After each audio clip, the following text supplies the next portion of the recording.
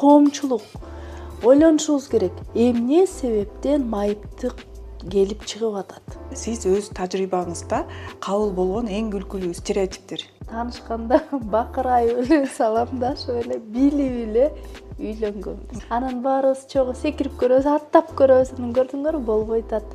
Бирок силер мындай басасыңар, мен мындай басам, бул да баскандын түрү десең, деп калат. Мен ойлойм, майыптыгы бар кыздар, майыптыгы жок кыздар иши кылып, эң башкысы кыздар окуш керек, билим алыш керек. Биздин Кыргызстандагы майыптыгы бар кыздардын жана аялдардын келечегин кандай көрөсүз? Ушу парламентке лидер майыптыгы бар аялдар келсе деп ишенем.